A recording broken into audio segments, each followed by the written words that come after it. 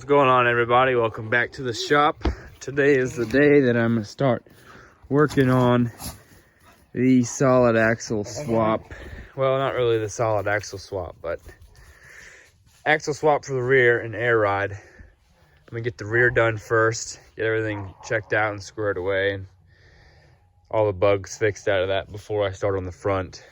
So last night I yanked the bed off and kind of just test fitting this gooseneck. It came off of one of the donor trucks that the axle came from. It isn't made for this frame, but I'm gonna make it work. But that's not really the important part. So today I'm gonna start yanking off this axle and get the axle pulled out. You got to disconnect the drive shaft, brake lines, and raise it up and get these. I'll probably just take it out right there from the shackle and leave the leaf spring attached and then roll it out. And then I'm going to have to come through and grind off all these rivets. Those all got to go. All here, that one, and same on the other side. And then I got to take out that shock mount because I'm going to have the shocks either forward, but it may hit the gas tank. So I got to figure out where I'm going to put this shock, because the track bar's coming back right through here and I don't want it to hit. So before I go ahead and take out the axle, I'm going to take measurements, get a string line down here, and figure out where exactly center of the axle is on the frame, so that when I go to put the new axle under, everything's centered and squared up, and we'll go from there. So I'll get started on this. All right, so step 2 of the process is to remove the axle. I finished finally doing that. Obviously this would be much easier on a lift, but using with what I got. So yeah, come to find out, this hole here right above the axle on both sides is actually the center point of the axle. But I went ahead and marked it as well. I got a string line with some bolts on it, and they were perfectly in line with this hole.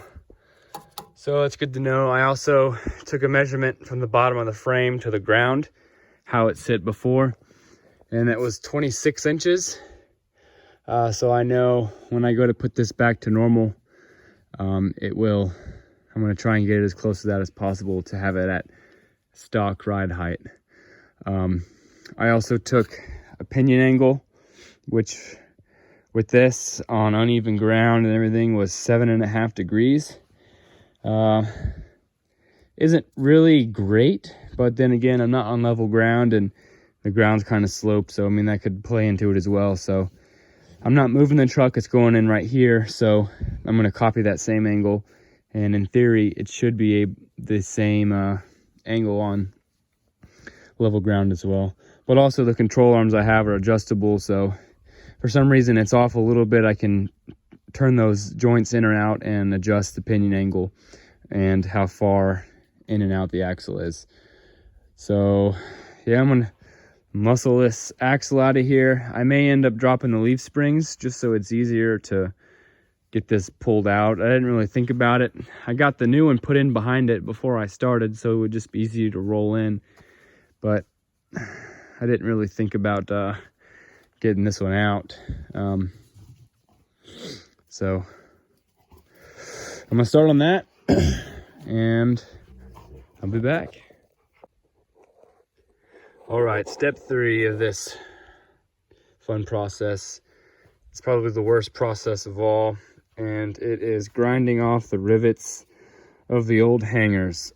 I went ahead and did this side, but basically what you're gonna be doing is grinding out these rivets and then take a punch or something and pop it through so this will actually fall off.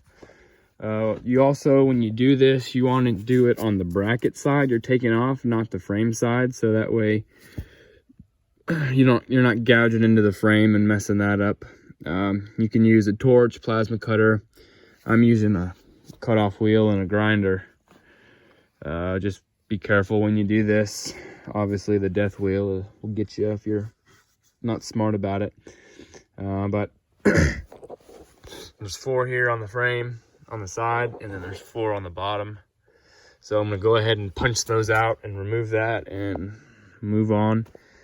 I've got to drop the tank because I got to get this hanger on the other side, and I don't want to be throwing a bunch of sparks right next to the tank. I'm also going to end up cutting a hole through the tank or the frame, and I got a weld on the back side of this, and the tank's right in the way, and obviously you don't want to weld with a tank right next to a gas tank. So yeah, I'm going to start getting on this, and we'll see what happens.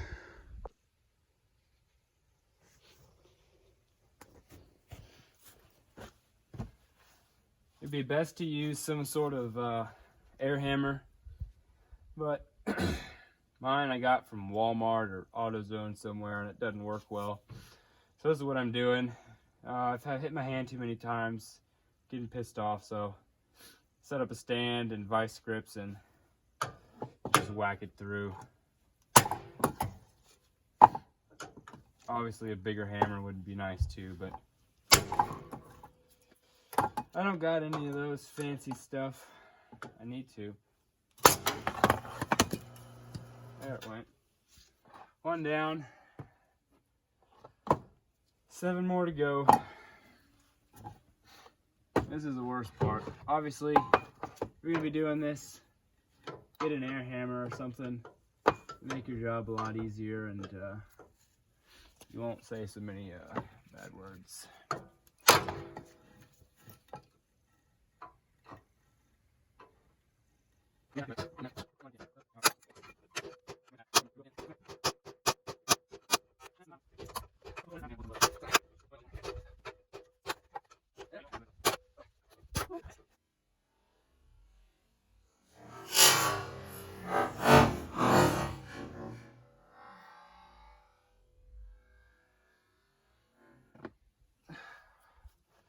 That was almost bad.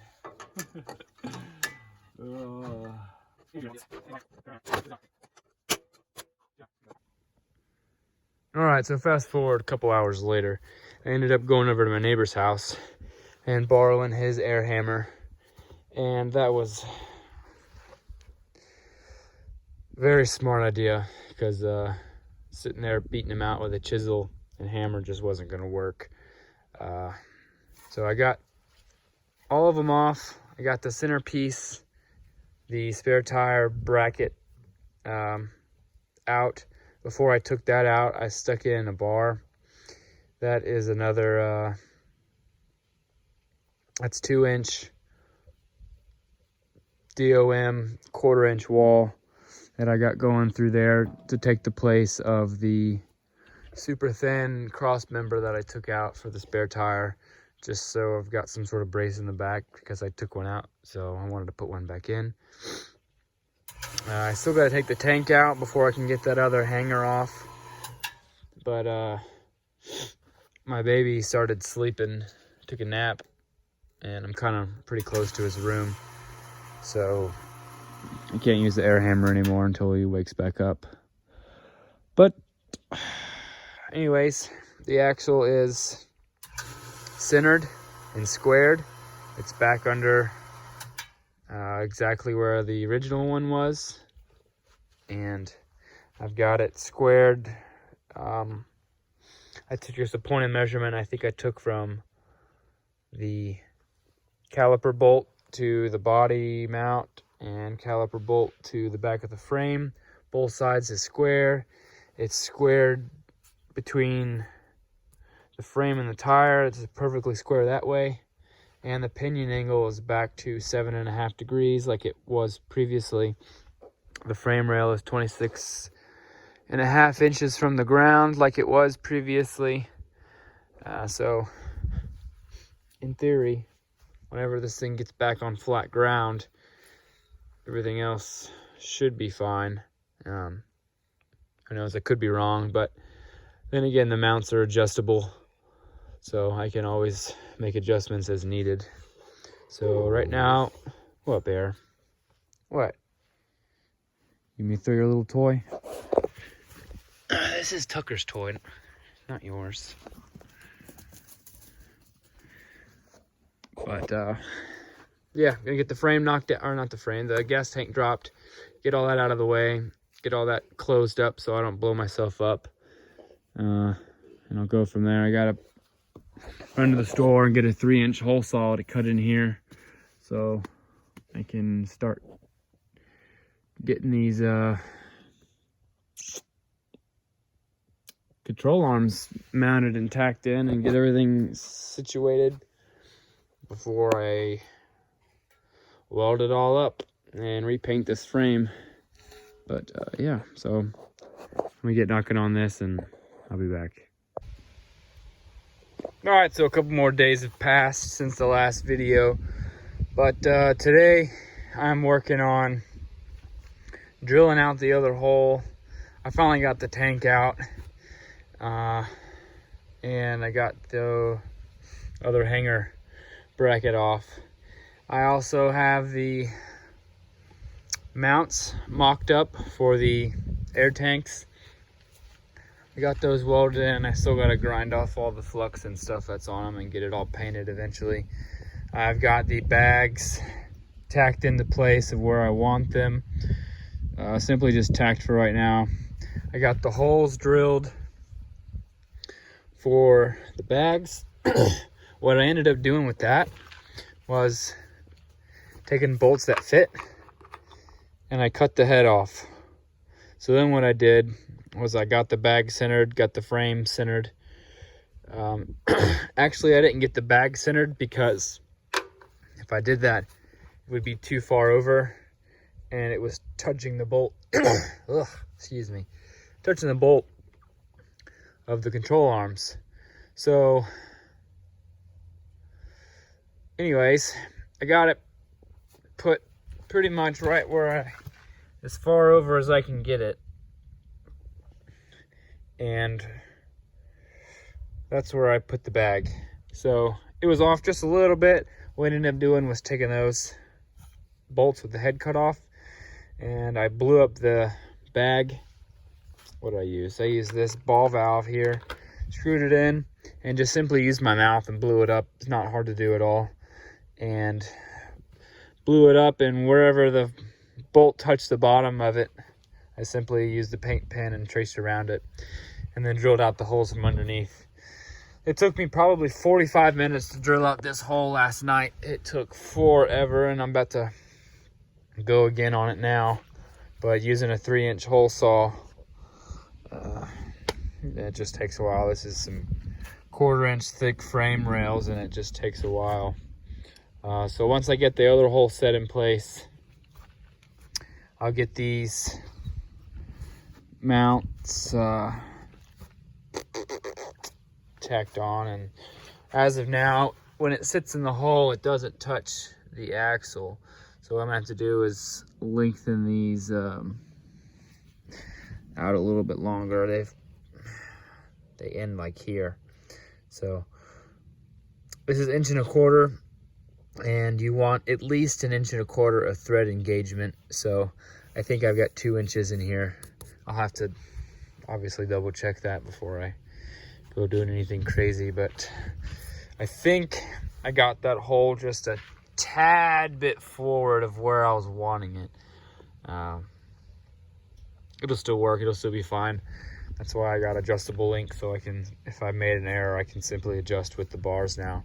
But obviously you want everything pretty much dead nut perfect when you're going to go set all this up. So yeah, hopefully I don't mess up the same on that side. But I'm gonna get that side cut out, and it'll probably be dark by then, so I'll have to come back to you on another day when you can see. And hopefully I'm gonna get all these mounts tacked into place. And then my plan is to, once everything's simply tacked, I'm gonna put air to it and make sure everything functions correctly. I also still got to do the track bar, but that'll probably be in another video. So this one I know is getting kind of long, but yeah, appreciate you watching. Hope you stick around for the next one.